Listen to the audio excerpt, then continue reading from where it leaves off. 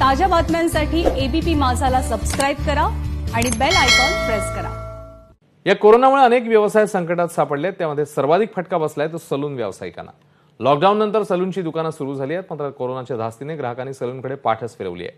त्यामुळे सलून व्यावसायिकांवर दुसरा व्यवसाय करण्याची वेळ आली आहे। बघूया एक रिपोर्ट।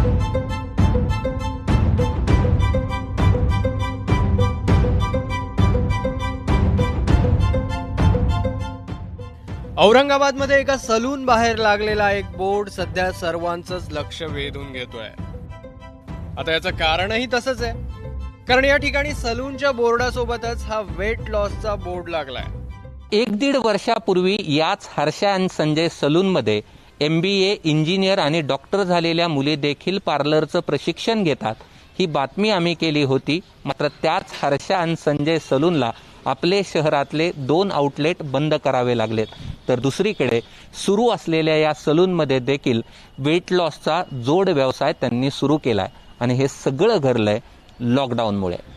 केवळ हर्षा संजयच नाही, घरात ब्युटी पार्लरवरच्या सामानावरची धूळ काढणाऱ्या अश्विनी परदेशी यांची कहाणी काही वेगळी नाहीये। हातात पार्लरचा बोर्ड घेऊन निघालेल्या अनिता साळवे यांचं एक ब्युटी पार्लर होतं, पण लॉकडाऊन झालं आणि त्यांनाही ब्युटी पार्लर बंद करावं लागलं।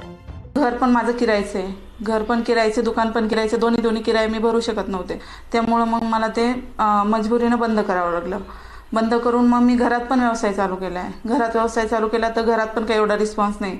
कोरोनामुळे लोक खूप घाबरतात, लेडीज येत नाहीत आणि बिझनेस अजिबात चालत नाही। म्हणजे असं झालंय आता की उपासमारीची वेळ आली आहे खूप।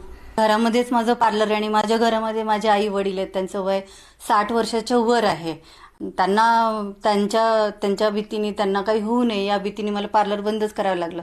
आणि पार्लर घरामध्ये असल्यामुळे घरामध्ये पण लोक यायला घाबरतात, ते क्लायंट्स पण घाबरतात। त्यामुळे आता सगळं पॅक करून ठेवलेलं आहे, तुम्ही बघितलंच वरती किती धूळ खात पडलेले सगळं सामान।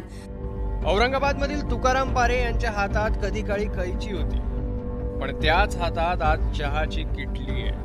औरंगाबादच्या चिस्तिया चौकामध्ये जिथे हे चहाचं हॉटेल आहे तिथं कधी काळी सलून होतं, मात्र लॉकडाऊनमुळे हे सलून बंद करून त्यांनी इथे चहाचं हॉटेल टाकलं आहे।